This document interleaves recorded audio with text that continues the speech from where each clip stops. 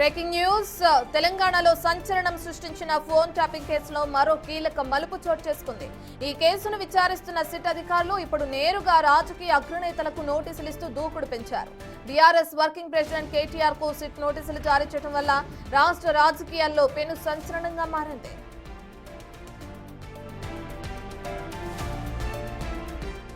రేపు ఉదయం 11 గంటలకు జూబ్లీహిల్స్ పోలీస్ స్టేషన్లో విచారణకు హాజరు కావాలని నోటీసుల్లో పేర్కొన్నారు. గత ప్రభుత్వ హయాంలో జరిగినట్లుగా చెబుతున్న ఫోన్ ట్యాపింగ్ వ్యవహారంలో ఉన్న సంబంధాలపై అధికారులు అటు కేటీఆర్ ను ప్రశ్నించనున్నారు. ఇప్పటికే పలువురు పోలీసులు అధికారులను అరెస్టు చేసిన సిట్ ఇప్పుడు రాజకీయ కోణంలో విచారణను వేగవంతం చేసింది. రేపటి విచారణలో కేటీఆర్ ఎలాంటి సమాధానాలు ఇస్తారు, ఈ కేసు మలుపు తిరుగుతుందనేది ఇప్పుడు సర్వత్రా ఆసక్తికరంగా మారింది.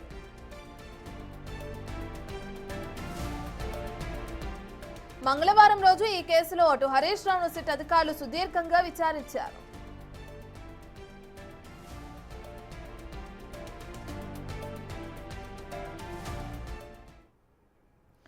దీనికి సంబంధించిన మోర్ డీటెయిల్స్ మా అసోసియేట్ ఇన్పుట్ ఎడిటర్ నగేష్ అందిస్తారు. నగేష్, మనం చూస్తున్నాం ఇప్పటికే హరీష్ రావు సుదీర్ఘ విచారణ పూర్తవడం చూస్తున్నాం. అయితే ఆయన ఈ విచారణలో భాగంగా అనేక అంశాల గురించి కూడా తెరపైకి తీసుకురావడం చూస్తున్నాం. ఇప్పుడు కేటీఆర్ విచారణ తర్వాత ఎటువంటి విషయాలు వెలుగులోకి వస్తాయనుకోవచ్చు, డీటెయిల్స్ ఏ విధంగా ఉన్నాయనుకోవచ్చు నగేష్? కేటీఆర్ను విచారించడం అనేది ఖచ్చితంగా బిగ్ ఇష్యూనే. ఎందుకంటే మాజీ ముఖ్యమంత్రి కొడుకుగా, కేసీఆర్ తనయుడుగా కేటీఆర్ కూడా ఈ ఫోన్ ట్యాపింగ్ ఇష్యూలో ప్రతి విషయం కేటీఆర్కు తెలుసు అనేది కూడా ఇక్కడ ఆరోపణ. ఈ క్రమంలోనే కేటీఆర్ మాజీ మంత్రిగా సిట్ విచారణకు హాజరవడం అనేది కూడా ఖచ్చితంగా బిగ్ ఇష్యూగానే చెప్పచ్చు. తెలంగాణ గవర్నమెంట్లో దాదాపుగా 10 ఏళ్ల పాటు మున్సిపల్ శాఖ మంత్రిగా తను షాడో సీఎంగా పనిచేసిన కేటీఆర్ ఈరోజు సిట్ ముందు రేపు హాజరవుతున్నాడంటే ఖచ్చితంగా కొత్త విషయాల కోసమే సిట్ కేటీఆర్ను పిలిచిందనేది ఖచ్చితంగా చెప్పచ్చు. ఇప్పటికే మాజీ మంత్రి హరీష్ రావుని దాదాపుగా 7.5 గంటల పాటు సుదీర్ఘంగా సిట్ విచారించింది. కొన్ని సందర్భాల్లో హరీష్ రావే నిర్ఘాంతపోయే విధంగా కూడా సిట్ ప్రశ్నలు అడిగింది. ఒక లిస్టును ముందట పెట్టి ఇవన్నీ గతంలో జరిగిన మిమ్మల్ని నిఘా పెట్టి మీ ప్రతి కదలికను ప్రభుత్వం గమనించింది మీకు తెలుసా అన్నదానికి హరీష్ రావు నుంచి దాదాపుగా కొన్ని సెకండ్ల పాటు మౌనమే సమాధానంగా వచ్చిందని చెప్పొచ్చు. ఎందుకంటే తన ఫోన్ కూడా ట్యాప్ చేశారా అన్న ఇష్యూని ఎందుకంటే ఎదురుగా ఉన్న సిట్ అధికారులు మాజీ మంత్రిని హరీష్ రావు అడిగే సందర్భంలో కూడా కొన్ని నిమిషాల పాటు అంటే 2-3 నిమిషాల పాటు కూడా సైలెన్స్గా ఉండి తను సమాధానం చెప్పలేని పరిస్థితికి వచ్చాడంటే తన ఫోన్ని ట్యాప్ చేసి రెండోసారి గవర్నమెంట్లో దాదాపుగా 6 నెలల పాటు మంత్రి పదవి కూడా హరీష్ రావుకు ఆపిన పరిస్థితి. తదుపరి హరీష్ రావుకి ఆర్థిక శాఖ మంత్రిగా కేటాయించారు. అదే సందర్భంలో అప్పటి మాజీ మంత్రి ఈటల రాజేందర్ కూడా మంత్రి పదవి ఇవ్వడంలో కూడా తాత్సారం జరిగింది. సేమ్ ఇద్దరిపైన కూడా రకరకాల ఊహాగానాలు వెలుపడ్డ తర్వాత ఆరోగ్య శాఖ మంత్రిగా ఈటల రాజేందర్ పదవీ ప్రమాణ స్వీకారం చేశాడు. సో ఈ అంశాన్నంతా కూడా సిట్ తన విచారణలో హరీష్ రావుకి చెప్పింది. ప్రస్తుతం హరీష్ రావు చెప్పిన వివరాలు కావచ్చు, గతంలో ప్రభాకర్ రావు దాదాపుగా 10 రోజుల పాటు సిట్ ఆఫీసులో ఉండి చెప్పిన వివరాలు కావచ్చు, ఇవన్నిటిని ఆధారం చేసుకొని మాజీ ముఖ్యమంత్రి కొడుకు మాజీ మంత్రి కేటీఆర్ని రేపు 11 గంటలకు జూబ్లీహిల్స్ సిట్ ఆఫీసులో విచారణకు రమ్మని ఆదేశాలు జారీ చేసింది. 160 సిఆర్పికి కింద నోటీసులు జారీ చేసినా కూడా ఖచ్చితంగా కేటీఆర్ కొన్ని సమాధానాలు అయితే సిట్ నుంచి ఎదుర్కోవాల్సిన అగత్యం అవసరమైతే ఏర్పడిందని చెప్పచ్చు. ఎందుకంటే తెలంగాణ వ్యాప్తంగా 3వసారి గవర్నమెంట్లకు రావాలని చెప్పి కూడా మాజీ ముఖ్యమంత్రి కేసీఆర్ కానీ మాజీ మంత్రి కేటీఆర్ కూడా విపరీత ప్రయత్నాలు చేశారని చెప్పి వాళ్ళపైన ఆరోపణలు. ప్రతి నేత కదలికను గమనించి ప్రతి నేత ఎక్కడికి వెళ్తున్నాడు, ఎక్కడెక్కడ రాజకీయ ప్రచారంలో పాల్గొంటున్నాడు, వాళ్ళు ఎక్కడ డబ్బులు పంచుతున్నారు, వాళ్ళకు సంబంధించిన ప్రతి మూమెంట్ ఏంటి, ఎందుకంటే వాళ్లకు ఏ రియల్ ఎస్టేట్ వ్యాపారి డబ్బులు అందజేస్తున్నాడు, అది హవాలా రూపంలో వెళ్తుందా లేదంటే డైరెక్ట్ డబ్బు రూపంలో వాళ్ళకి వెళ్తుందా. సో ఇలాంటి అంశాలన్నింటినీ కూడా 2003 ఎన్నికలకు సంబంధించిన బిఫోర్ 2 ఏళ్ల పాటు ప్రతి నేత కదలికను గమనించారు. అప్పుడే చాలామంది నేతలు ఆరోపణలు గుప్పించారు. తమ ఫోన్ ట్యాప్ అవుతుంది, తమ కదలికలు ప్రభుత్వానికి ఎలా తెలుస్తున్నాయని చెప్పి కూడా అప్పటి పిసిసి ప్రెసిడెంట్గా ఉన్న ప్రస్తుత ముఖ్యమంత్రి రేవంత్ రెడ్డి కూడా తీవ్ర ఆరోపణలు గుప్పించాడు. ఎందుకంటే ఏ సభకు వెళ్తున్నా కూడా ముందు సమాచారం వాళ్ళకి ఎలా తెలుస్తుంది, అక్కడ పోలీసులు వ్యూహాత్మకంగా అక్కడ మోహరించి ఎందుకుంటున్నారు, ప్రజలకు రాకుండా ఎందుకు అడ్డుకుంటున్నారని చెప్పి కూడా చాలా సందర్భాల్లో ఆరోపణలు గుప్పించారు. అలాగే ప్రస్తుత కేంద్ర మంత్రి ఎస్ నగేష్, మీరు చెప్తున్నట్లుగానే ఇప్పటికే ఈ కార్ రేస్ విషయానికి అప్పుడు కూడా ఆరోపణలు ఎదుర్కొన్నారు, విచారణను కూడా ఎదుర్కొన్నారు కేటీఆర్ అని చెప్పుకోవచ్చు. ఇప్పుడు ఫోన్ ట్యాపింగ్ ఇష్యూలో సో రేపు ఉదయం 11 గంటలకు జూబ్లీ హిల్స్ పోలీస్ స్టేషన్కి రావాలనే నోటీసులు కూడా అందుకున్న నేపథ్యంలో ఆయన ఎక్కడైనా స్పందించారా? ఒకవేళ రేపు విచారిస్తే విచారణలో భాగంగా ఎటువంటి అంశాలు తెరపైకి వచ్చే అవకాశం ఉంది? ఆయన నుంచి ఎటువంటి సమాధానాలు వస్తాయనుకోవచ్చు? సమాధానాల విషయం తనకు తెలియదు, నాకు అప్పుడు జరిగిన సందర్భం నాకు ఐడియా లేదు, అప్పుడు ఏం జరిగింది అన్న విషయాన్ని చెప్పడానికి అవకాశం ఉంటుంది. ఎందుకంటే మొన్న రీసెంట్గా జరిగిన హరీష్ రావు విచారణ కూడా అంటే తను ప్రశ్నలు అడుగుతున్న సందర్భంలో ఇవన్నీ తప్పులు, ఇవన్నీ మీరు కావాలనే పేపర్లు సృష్టించి నా ముందు పెడుతున్నారు అని చెప్పి హరీష్ రావు సిట్ అధికారులకు రివర్స్గా తను ప్రశ్నలు వేసిన పరిస్థితి. ప్రస్తుత సందర్భంలో కూడా కేటీఆర్ కూడా అలాంటి మైండ్ గేమ్ ఆడే అవకాశం కనిపిస్తుంది. కానీ సిట్ దగ్గర అప్పుడు జరిగిన ఏదైతే ఫోన్ ట్యాపింగ్ ఇష్యూ ఉంటుందో ప్రతి నెట్వర్క్ నుంచి వచ్చిన పేపరు వాళ్ళ దగ్గర ఉంటుంది. ఏ నేతల ఫోన్లు ట్యాప్ అయ్యాయి ఆ సందర్భంలో మీరు అంటే ఎందుకంటే గతంలో ప్రభాకర్ రావు కానీ, రాధాకిషన్ రావు కానీ, ప్రణీత్ రావు కానీ, భుజంగరావు కానీ, తిరుపతన్న కానీ, అలాగే కేంద్ర మంత్రిగా ఉన్న బండి సంజయ్ కానీ, రఘునందన్ రావు కానీ, ఈటల రాజేందర్ కానీ చాలామంది స్టేట్మెంట్ల ఆధారంగా అందులో ఉన్న పాయింట్స్ అన్నింటినీ కూడా సిట్ ఒక ప్రశ్నావళిని రూపొందించింది. ఆ ప్రశ్నావళి ప్రకారం ఖచ్చితమైన క్వశ్చన్లని కేటీఆర్ని అడగనుంది. ఎందుకంటే సిట్ అడిగే ప్రతి ప్రశ్న కూడా ఫోన్ ట్యాపింగ్కి సంబంధించిన అంశమే ఉంటుంది. ఎందుకంటే అప్పటి నేతల కదలికలు, అప్పటి బిజినెస్ మెన్ల కదలికలను గమనించి మీ ప్రభుత్వం ముందడుగు వేయడం కోసం వాళ్ళందరినీ ఫోన్లు ట్యాప్ చేశారనేది ఆరోపణలు. కాబట్టి ఆ ఆరోపణలకు కేటీఆర్ నుంచి సరైన సమాధానాలు వస్తాయా రావనేది విషయం పక్కన పెడితే మాత్రం సిట్ మాత్రం తన విచారణలో భాగంగా సుప్రీంకోర్టు గైడ్ లైన్స్ ఆధారంగా కూడా క్వశ్చన్స్ని, ప్రశ్నల్ని కూడా కేటీఆర్ని అడిగే అవకాశం కనిపిస్తుంది. మరి కేటీఆర్ ఇప్పటికే ఈ కార్ రేసింగ్లో విచారణకు హాజరయ్యి రకరకాలుగా తను ప్రభుత్వానిపైన ఎదురుజాడు చేశాడు. అవసరమైతే జైల్లో వేయండి, జైలుకైనా వెళ్తాను, నేను సిద్ధమే అని చెప్పి ప్రభుత్వం పైన విమర్శలు గుప్పించాడు. ఎందుకంటే మీరు 6 గ్యారంటీల అమల్లో మీరు ఫెయిల్ అయ్యారు, అవన్నీ పక్కన పెట్టి ప్రతిపక్ష నేతలను టార్గెట్ చేస్తున్నారని చెప్పి ఆరోపణలు గుప్పించాడు. సో ఈ ఆరోపణలు రేపు కూడా యాజ్ యూజువల్గానే ఖచ్చితంగా వస్తాయి. ఎందుకంటే రీసెంట్గా హరీష్ రావు కూడా సేమ్ ఆరోపణలు గుప్పించాడు. తను విచారణ అయిన సందర్భంలో ఇదంతా తూచ్ అని చెప్పి బయట మీడియాతో మాట్లాడాడు. తదుపరి తెలంగాణ భవన్కు వెళ్ళి కేటీఆర్తో కలిసి కూర్చుంటూ కూడా తమను అడిగిన ప్రశ్నలకు సంబంధించి లోపల జరిగిన విషయాల్ని ఏవీ చెప్పకుండా కూడా ఖచ్చితంగా ప్రతిపక్ష నేతలు టార్గెట్ చేస్తూనే ఈ విచారణ కొనసాగుతుందని చెప్పి కూడా ఆరోపణలు గుప్పించారు. ఇదంతా కూడా కంటిన్యూ అయ్యే అవకాశం లేదు, కేవలం తమను టార్గెట్ చేయడం కోసమే ఫోన్ ట్యాపింగ్ అంశాన్ని తెరపైకి తీసుకొచ్చారని చెప్పి హరీష్ రావు ఆరోపించాడు. సేమ్ అదే సందర్భంలో ప్రస్తుతం కేటీఆర్ రేపు విచారణకు హాజరు కాబోతున్నాడు. రేపు జూబ్లీహిల్స్ పోలీసు స్టేషన్ చుట్టుపక్కల కూడా, ఎందుకంటే అది అంతా కూడా మెయిన్ రోడ్ కాబట్టి ఆ చుట్టుపక్కల ప్రాంతంలో బీఆర్ఎస్ నేతల్ని, కార్యకర్తల్ని, ఎమ్మెల్యేలని, మాజీ మంత్రుల్ని, మాజీ కార్పొరేషన్ చైర్మన్ని ఎవరిని రాకుండా పోలీసులు భారీ బందోబస్తు ఏర్పాటు చేసే అవకాశం కనిపిస్తుంది. కేటీఆర్తో పాటు ఒక 2 లాయర్లను మాత్రమే అక్కడి వరకు అనుమతించే అవకాశం కనిపిస్తుంది. తదుపరి కూడా లాయర్లు పోలీస్ స్టేషన్ బయటే ఉండడం, తదుపరి కేటీఆర్ లోపలికి వెళ్ళి విచారణ ఎదుర్కొనే అవకాశం కనిపిస్తుంది. ఎందుకంటే ఈ విచారణ సందర్భాన్ని కూడా ఇప్పటికే సిట్ కూడా ప్రతిదీ అంశాన్ని కూడా పరిగణలోకి తీసుకుంటూ సిట్టులో అంటే గతంలో ఇచ్చిన అధికారుల స్టేట్మెంట్లు అవన్నిటినీ ఆధారంగా చేసుకొని కూడా సిట్ ముందుకెళ్తుంది.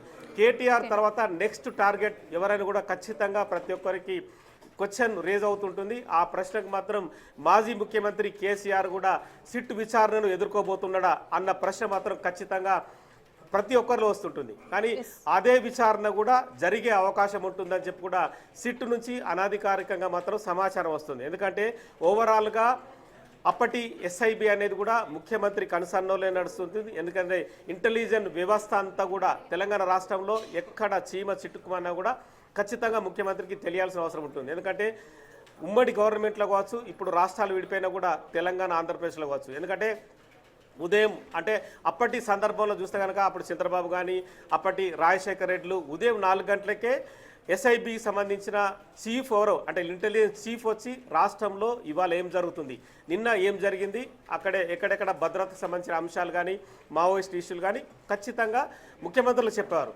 ప్రస్తుత సందర్భంలో కూడా ప్రతి ఇంటెలిజెన్స్ చీఫ్ కూడా కంటిన్యూగా ఇదే సమాచారాన్ని కూడా ముఖ్యమంత్రులకు చెప్తుంటారు. ఈ క్రమంలోనే అప్పటి ముఖ్యమంత్రి అనేది కూడా ఖచ్చితంగా ఇష్యూలో విచారణ ఎదుర్కొంటాడా అన్నదానికి మాత్రం కేటీఆర్ విచారణ తర్వాత కేటీఆర్ చెప్పే విషయాలు అవన్నిటి కూడా పరిగణలోకి తీసుకున్న తర్వాత కూడా నెక్స్ట్ లెవెల్కి సిట్ ముందుకెళ్లే అవకాశం కనిపిస్తుంది. ఇందులో సంతోష్ రావు పేరు కూడా వినిపిస్తుంది. ఎందుకంటే ముఖ్యమంత్రి వెనుకల్లే ఉండి మొత్తం కథ అంతా నడిపించాడని చెప్పి అప్పటి ఎంపీ సంతోష్ రావు పైన కూడా ఆరోపణలు ఉన్నాయి. నెక్స్ట్ అంటే కేటీఆర్ తర్వాత సంతోష్ రావు ఉండే అవకాశం ఉందని కూడా ఒక ఊహాగానం అయితే నడుస్తుంది. సిట్ రేపు కేటీఆర్ను విచారించిన తర్వాత నెక్స్ట్ లెవెల్లో ఇందులో ఎవరు ఇందులో అంటే ఈ టెలిఫోన్ ట్యాపింగ్ సంబంధించి సమాచారం ఎవరికి వచ్చిందన్న కోణంలో దర్యాప్తు జరిగే అవకాశం కనిపిస్తుంది. నగేష్, మీరు చెప్పినట్లుగానే ఇప్పుడు కేటీఆర్కి నోటీసులు జారీ చేయడం అనేది రాష్ట్ర రాజకీయాల్లో పెను సంచలనంగా మారిందని చెప్పుకోవచ్చు.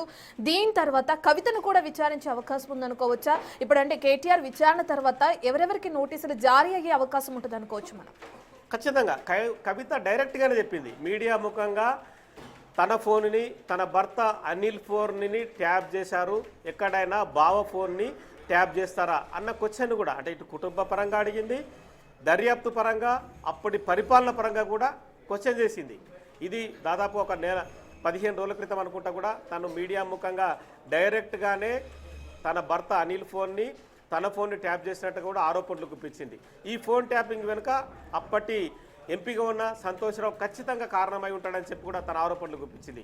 అంటే విచారణ జరిగే సందర్భంలో ఖచ్చితంగా అంటే నెక్స్ట్ పిలిచేది అది సంతోష్రావునా లేదంటే కవితనా, కవిత భర్తను అనిల్నా ఎవరనేది మాత్రం ఖచ్చితంగా సిట్టు అంటే ఎందుకంటే తను విచారణ సందర్భంగా ఎవరైతే బ్యాక్గ్రౌండ్లో వెల్లడించిన విషయాల ఆధారంగా దర్యాప్తు క్రమం అనేది కూడా ఒక లైన్ ప్రకారం జరుగుతుంటుంది. ఎందుకంటే రేపు న్యాయస్థానానికి కూడా సిట్టు సమాధానాలు చెప్పాలి. ఎందుకంటే విచారణ క్రమం జరిగే సందర్భంలో ఎవరెవరు మీకు స్టేట్మెంట్లు ఇచ్చారు, వాళ్ళు స్టేట్మెంట్లు ఇచ్చిన దానికి అథెంటిసిటీ ఏంది, ఇవన్నీ కూడా ఖచ్చితంగా వాళ్ళు కూడా క్వశ్చన్లు ఎదుర్కొంటారు. ఎందుకంటే నగేష్, మీరు ఒక్కసారి అలాగే హోల్డ్ లో ఉండండి. ఈ ఫోన్ ట్యాపింగ్ విషయానికి సంబంధించి అసలు కవిత ఏమన్నారు, కవిత ఏం మాట్లాడారో ఒకసారి చూద్దాం.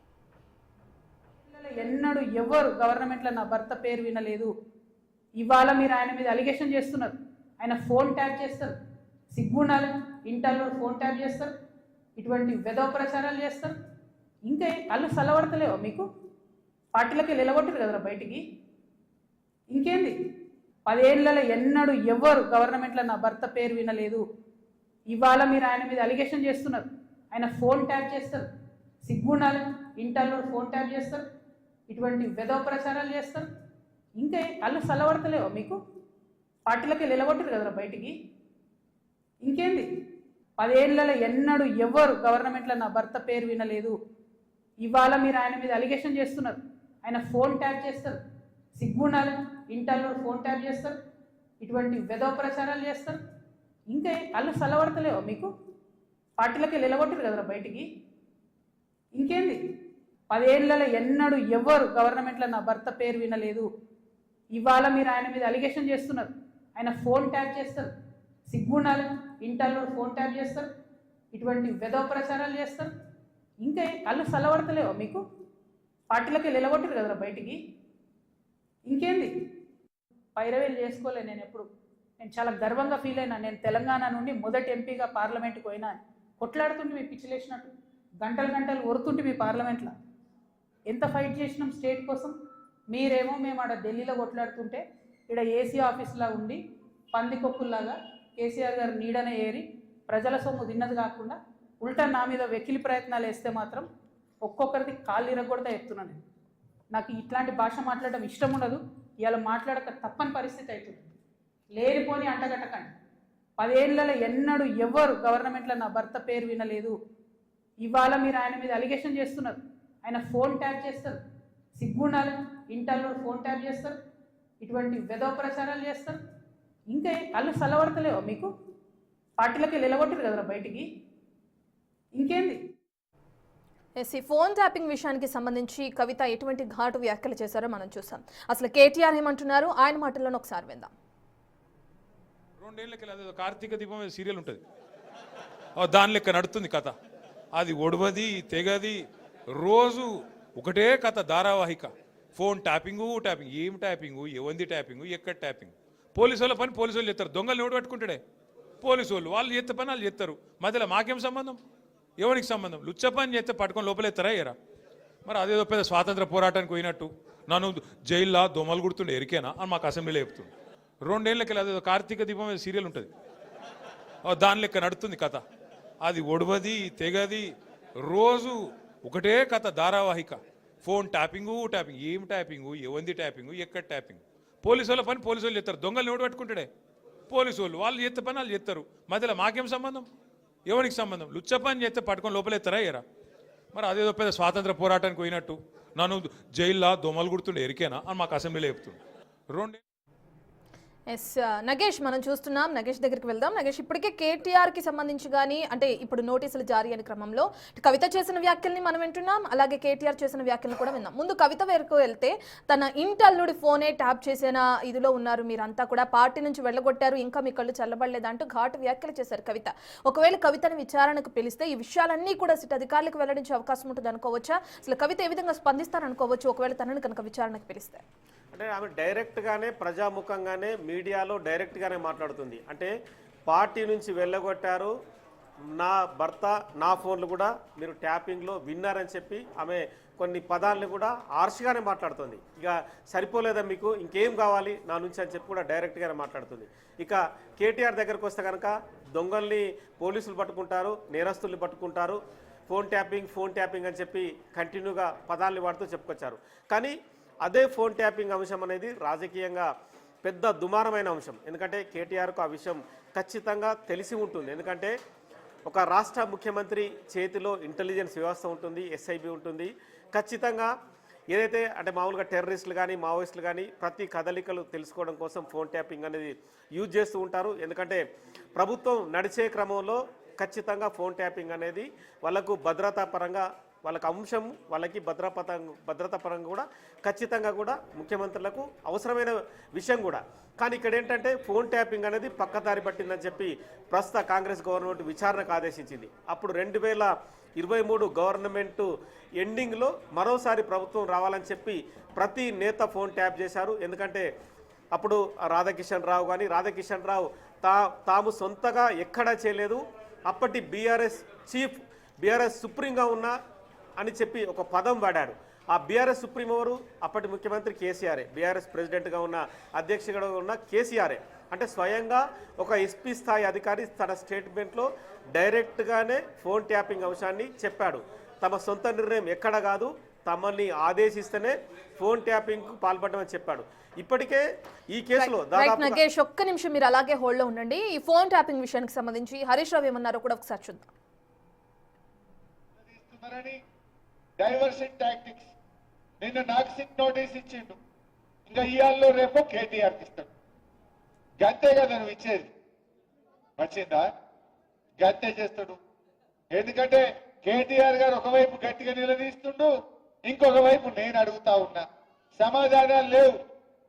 నీ బొగ్గు కుంభకోణంలో నీ బామ్మదికే నువ్వు సాయం చేసినావు, నీ సంగతి ఏంటంటే దాని మీద సమాధానం లేదు. సిట్ నోటీసులు పంపుతుండే ఇక ప్రేమలేఖలు. భయపడతాం అనుకుంటున్నావా? నువ్వు ఎన్ని నోటీసులు ఇచ్చినా బిడ్డ నిన్ను ప్రశ్నిస్తూనే ఉంటాం. మహాలక్ష్మి ఇచ్చేదాకా అడుగుతాం, రైతు రుణమాఫీ అడిగేదాకా అడుగుతాం, నువ్వు అవ్వాతాతలకు 4,000 ఇచ్చేదాకా అడుగుతాం, నువ్వు తులం బంగారం ఇచ్చేదాకా అడుగుతూనే ఉంటాం. పిల్లలకు ఎస్సీ ఎస్టీ బీసీలకు ఫీజు రియంబర్స్మెంట్ డబ్బులు ఇచ్చేదాకా రేవంత్ రెడ్డి వెంట పడుతూనే ఉంటాం. నువ్వు ఎన్ని నోటీసులు ఇచ్చినా, నువ్వు ఎన్ని అటెన్షన్ డైవర్షన్లు చేసినా నీ వెంటనే పడతాం. ఏందన్నట్టు మనం మున్సిపల్ ఎన్నికల్లో పనిచేసుకోవద్దు, ఇక ఈ సిట్ నోటీసులు ఇచ్చి దాని చుట్టే తిరగాలి. నీ బామ్మరిది బొగ్గు కుంభకోణం బయటకు రావద్దు, ఈ సిట్ నోటీసుల మీద డైవర్షన్ పాలిటిక్స్ చేయాలి.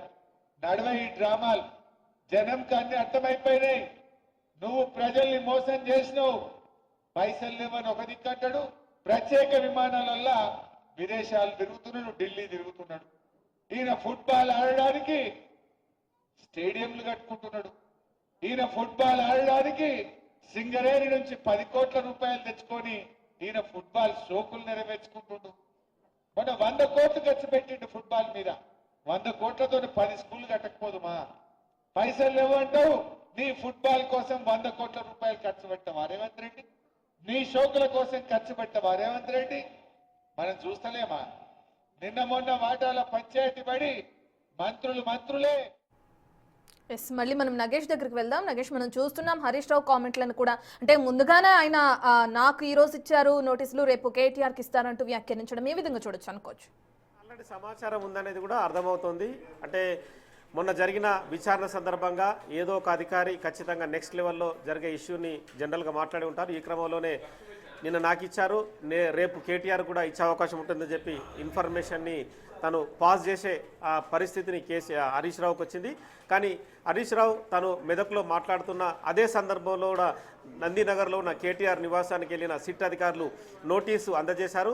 సేమ్ అక్కడ హరీష్ రావు మాట్లాడుతున్న టైంలో ఇక్కడ నోటీస్ ఇస్తున్న సందర్భాన్ని కూడా లింక్ అనేది కూడా ఖచ్చితంగా చూడొచ్చు.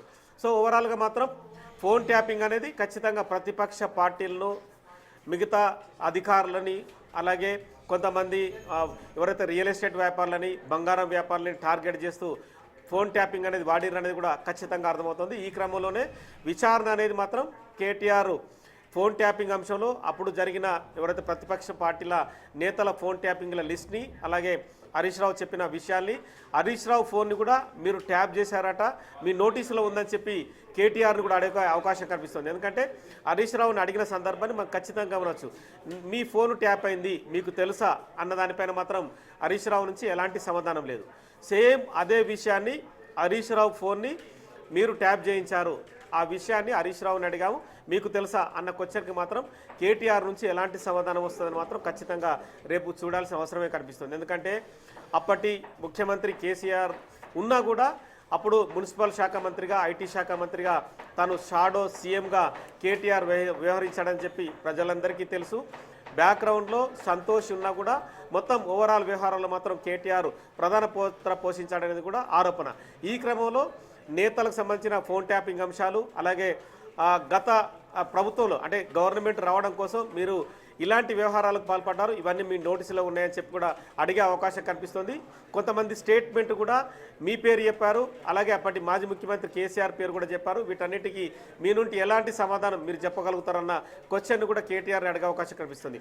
మొత్తం ఓవరాల్ విషయాల్లో కేటీఆర్ కూడా మొన్న హరీష్ రావు ఎలా 7.5 గంటల పాటు విచారణ ఎదుర్కొన్నాడో సిట్ అధికారుల సమక్షంలో, రేపు కేటీఆర్ కూడా దాదాపుగా 7-8 గంటల పాటు ఖచ్చితంగా జూబ్లీస్ పోలీస్ స్టేషన్లో విచారణ ఎదుర్కొనే అవకాశం కనిపిస్తుంది. రేపు అవసరమైతే స్పెషల్ బ్రాంచ్లో ఉన్న జాయింట్ సిపిగా ఉన్న విజయ్ కుమారే స్వయంగా కేటీఆర్ను విచారించిన ఆశ్చర్యపోనక్కర్లేదు. ఎందుకంటే ఫోన్ ట్యాపింగ్ అంశం అనేది విజయ్ కుమార్తోనే మొదలైంది. ఎందుకంటే మొదట సిట్ చీఫ్గా విజయ్ కుమార్ని నియమించి మొత్తం ఈ వ్యవహారాన్ని అంతా కూడా, ఇన్వెస్టిగేషన్ అంతా కూడా తన చేతుల మీదుగా నడిచింది.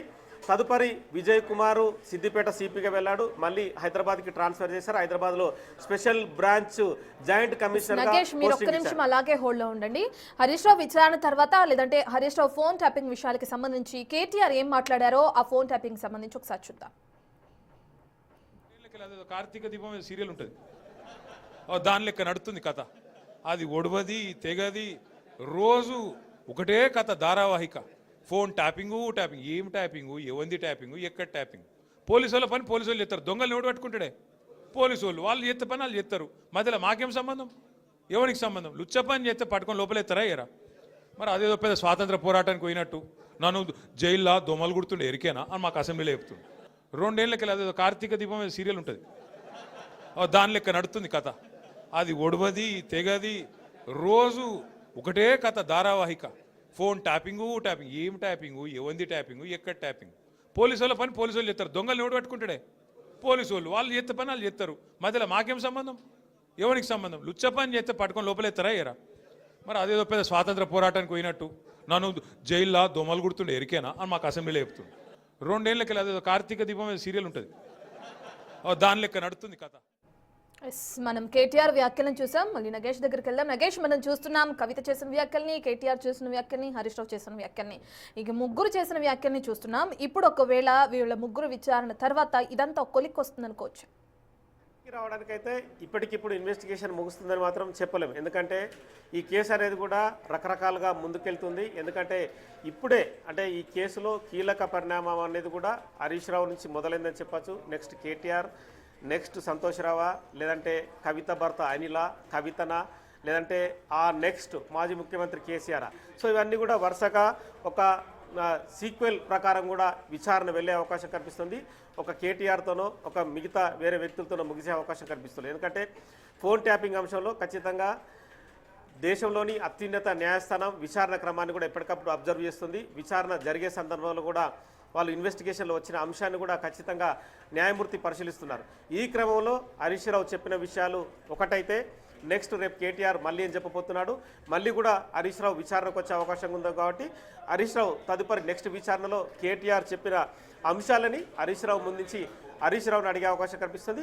సో ఇలా సీక్వెల్ ప్రకారం ఖచ్చితంగా వెళ్తుంది. కాబట్టి ఇప్పటికిప్పుడే విచారణ అనేది ముగిసే అవకాశం లేదని కూడా ఖచ్చితంగా చెప్పచ్చు. మొత్తం అయితే ఈ వ్యవహారంలో రేపు కేటీఆర్ విచారణ సందర్భం అనేది కూడా ఖచ్చితంగా బిగ్ ఇష్యూనే. ఎందుకంటే తెలంగాణ స్టేట్లో తెలంగాణ రాష్ట్రం ఏర్పడిన తర్వాత మాజీ ముఖ్యమంత్రి కొడుకుగా, ఎందుకంటే టీఆర్ఎస్ పార్టీలో వర్కింగ్ ప్రెసిడెంట్గా, ప్రస్తుత బీఆర్ఎస్ పార్టీలో వర్కింగ్ ప్రెసిడెంట్గా చక్రం చెప్తున్న కేటీఆర్ ఖచ్చితంగా విచారణ సందర్భాన్ని ఏ విధంగా ఎదుర్కొంటాడని మాత్రం ప్రజలంతా ఖచ్చితంగా గమనిస్తారు. ఎందుకంటే రాజకీయ పక్షాలు కూడా మాజీ ముఖ్యమంత్రి కొడుకు అప్పటి మంత్రి కేటీఆర్ హాజరవుతుందంటే ఆసక్తిగానే అందరూ చూస్తుంటారు. ఎందుకంటే ఫోన్ ట్యాపింగ్ అనేది ఒకరి దగ్గర ఒకరు రహస్యంగా మాట్లాడుకున్న విషయాల్ని పక్క వ్యక్తులు విన్నారంటే కూడా ఖచ్చితంగా చాలామంది కూడా ఇది మింగుడు పడిన విషయం. చాలామంది కూడా మా మాటలు మీరు వింటారా అన్నది కూడా ఒక రకమైన క్వశ్చన్ ఇది. ఎందుకంటే ఎవరో ఫోన్లో మాట్లాడుకున్న విషయాలు థర్డ్ పర్సన్ విని అక్కడ వాళ్ళు మాట్లాడుకున్న మాటలేంటి, వాళ్ళు ఎక్కడికి వెళ్తున్నారు,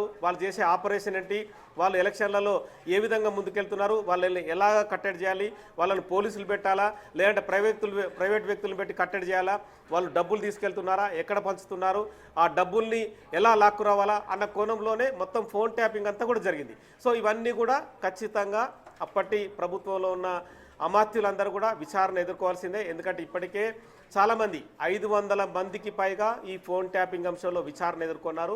వాళ్ళందరూ కూడా స్టేట్మెంట్లు ఇచ్చారు. సో ప్రస్తుతం అయితే మాజీ ఎమ్మెల్యే బొల్లం మల్లయ్య యాదవ్ బిగ్ టీవీకి అందుబాటులో ఉన్నారు. నమస్తే మల్లయ్య యాదవ్ గారు.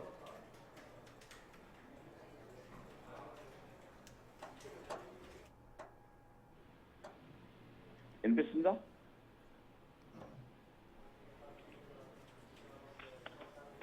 బొల్లం మల్లయ్య గారు, నాకు వినిపిస్తుందండి.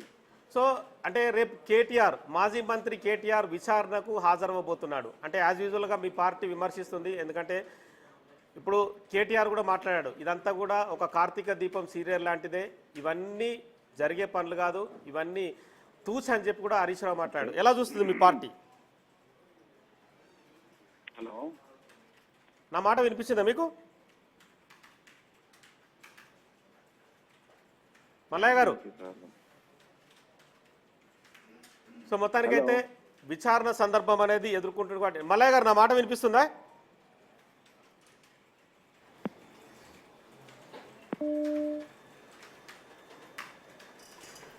సో మొత్తానికైతే విచారణ అనేది రేపు ఉదయం 11 గంటలకు ప్రారంభం కాబోతోంది. నందీనగర్ నివాసంలో ఇవాళ సిట్ అధికారులు నోటీస్ కాపీని కేటీఆర్కి అందజేశారు. రేపు ఉదయం 11 గంటలకి జూబ్లీహిల్స్ సిట్ అధికారుల ముందు విచారణకు హాజరు కావాలని చెప్పారు. సో ఇప్పటికే మొత్తం అబ్జర్వేషన్ అంతా కూడా సిట్ చీఫ్ సజ్జనారు నుంచి కొనసాగుతుంది. సజ్జనారు ఇచ్చిన డైరెక్షన్ కానీ అప్పటి కేసు ఇన్వెస్టిగేషన్ చేసిన విజయ్ కుమార్ డైరెక్షన్ కావచ్చు, మొత్తం ఓవరాల్గా సిట్లో ఉన్న 10 మంది అధికారులు ఎప్పటికప్పుడు లీగల్గా కూడా చాలా విషయాలు వాళ్ళు ఫీడ్బ్యాక్ తీసుకుంటున్నారు. విచారణ జరిగే సందర్భాన్ని కూడా అధికారులు కూర్చుండి మాట్లాడుకొని కూడా విచారణను ముందుకు తీసుకెళ్తున్నారు. ఈ క్రమంలోనే హరీష్ రావు విచారణ 2 రోజుల క్రితం జరిగింది. రేపు కేటీఆర్ హాజరవుతున్నాడు. కాబట్టి ఖచ్చితంగా ఫోన్ ట్యాపింగ్ జరిగిన అంశాన్ని 2003 ఎలక్షన్స్ కావచ్చు, మొత్తం అప్పుడు సో ఎవరెవరిని వాళ్ళు ఇష్యూలో విన్నారన్న దానిపైన జరిగే అవకాశం కనిపిస్తుంది.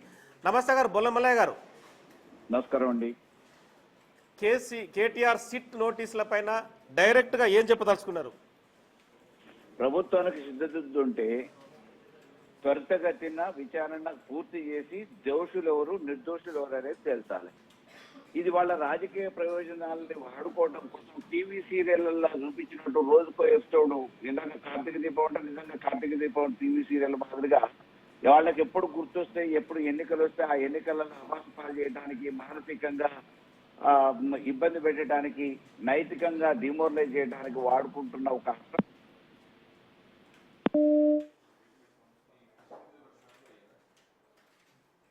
సో అంటే రాజకీయంగా అంటే అనైతికంగానే ఫోన్ ట్యాపింగ్ అంశాన్ని వాడుకుంటున్నారని చెప్పి మాజీ ఎమ్మెల్యే బొల్లం మల్లయ్య యాదవ్ ఆరోపిస్తున్నాడు.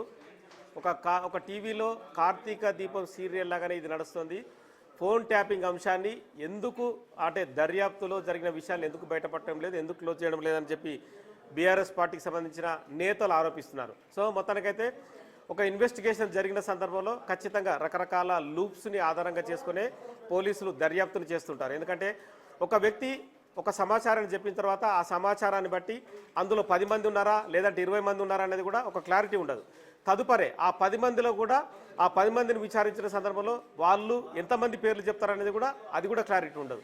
అంటే ఫోన్ ట్యాపింగ్ అనేది ఒక రాష్ట్రంలో జరిగిన బిగ్ ఇష్యూ. ఎందుకంటే ఒక వ్యక్తి ఫోన్ని మరో వ్యక్తి విన్నాడు, ఆ వ్యక్తి విని స్వార్థ ప్రయోజనాల కోసం వాడుకున్నాడు అనేది ఫోన్ ట్యాపింగ్ మొత్తం ఓవరాల్గా దర్యాప్తు జరుగుతున్న అంశం. ఎందుకంటే 2023లో చాలా మంది మాత్రం రకరకాలుగా ఆరోపించారు. తమ ఇంటి ముందు కూడా కొన్ని వెహికల్స్ని పెట్టారు, ఆ వెహికల్స్ కూడా రోజుల తరబడి ఇంటి ముందే ఉన్నాయి, అవన్నీ కూడా ఫోన్ ట్యాపింగ్ సంబంధించిన వెహికల్స్ అన్నారు. కానీ బయట దేశాల నుంచి కూడా ఇజ్రాయెల్ నుంచి కూడా ఒక టెక్నాలజీ తీసుకొచ్చి ఇక్కడ వాడారనేది కూడా మరో ఆరోపణ. ఇందులో ఒక ఛానల్ ఎండి శ్రవణ్ రావు కూడా ప్రధాన పాత్ర పోషించాడని చెప్పి కూడా రీసెంట్ ఇన్వెస్టిగేషన్ జరిగిన సందర్భంలో కూడా హరీష్ రావు కూడా ఈ విషయాన్ని వెల్లడించారు. ఎందుకంటే హరీష్ రావు శ్రవణ్ రావుకి సన్నిహితంగా ఉండడానికి కూడా ఆరోపణ కాబట్టి వాళ్ళకి బంధుత్వం ఉంది కాబట్టి మొత్తం ఆ ఫోన్ ట్యాపింగ్ అనేది ఒక ఛానల్ వేదికగా జరిగింది. అక్కడి నుంచి కూడా చాలామంది మాటలు విన్నారని కూడా అక్కడ కూడా ఆరోపణ వచ్చింది. సో ఈ క్రమంలో రేపటి కేటీఆర్ విచారణ అనేది కూడా ఖచ్చితంగా చాలామంది ఆసక్తిగా ఎదురు చూస్తున్నారు. బీఆర్ఎస్ పార్టీ దీనికి సంబంధించి తమ వర్కింగ్ ప్రెసిడెంట్ కేటీఆర్కి నోటీసులు వచ్చాయి కాబట్టి రేపటి ప్లాన్ ఆఫ్ యాక్షన్లో భాగంగా అంటే గొడవలు ఎలా చేయాలన్న ఇష్యూను కూడా ఖచ్చితంగా తెరపైకి తీసుకొచ్చే అవకాశం కనిపిస్తుంది. మొన్న జరిగిన హరీష్ రావు విచారణ సందర్భం కూడా మాజీ కార్పొరేషన్ చైర్మన్లు చాలామంది కూడా జూబ్లీస్ పోలీస్ స్టేషన్ వైపు దూసుకొచ్చారు. వాళ్ళందరినీ భారీ భద్రత మధ్య కూడా వాళ్ళని అరెస్ట్ చేసి బయటకు తీసుకెళ్లిన సందర్భాన్ని కూడా చూడొచ్చు. రేపు కూడా ఖచ్చితంగా జూబ్లీస్ పోలీస్ స్టేషన్ మెయిన్ రోడ్ మీదుగా ఉంది. ఎందుకంటే ఆ రోడ్ మీద వెహికల్స్ వెళ్తుంటాయి, చాలామంది ప్రజలకు ఇబ్బంది అవుతుంటుంది. ఖచ్చితంగా పోలీసులు మాత్రం నలువైపులా ఇటు పెద్దమ్మ గుడి వైపు కావచ్చు, అటు జూబ్లీస్ చెక్ పోస్ట్ వైపు వెళ్ళే రూట్లు కావచ్చు, అలాగే పెద్దమ్మ గుడి వైపు ఉన్న దానికి రిలేటెడ్గా ఉన్న రోడ్లు కావచ్చు, లేదా జూబ్లీస్ పోలీస్ స్టేషన్ బ్యాక్ సైడ్ రోడ్లన్నీ కూడా దిగ్బంధనం చేసి ప్రతి కార్యకర్తను అరెస్ట్ చేసే అవకాశం కనిపిస్తుంది. యాజ్ యూజువల్గానే కేటీఆర్ నందినగర్లో తన మాజీ మంత్రి హరీష్ రావుతో సమావేశం, ముఖ్య నేతలతో సమావేశం తర్వాత తెలంగాణ భవన్కి వెళ్ళడం, అక్కడ మాట్లాడిన తర్వాత అక్కడ నుంచి జూబ్లీస్ పోలీస్ స్టేషన్ సిట్కు హాజరై తను విచారణ ఎదుర్కొనే అవకాశం అయితే కనిపిస్తుంది. Right, thank you Nagesh.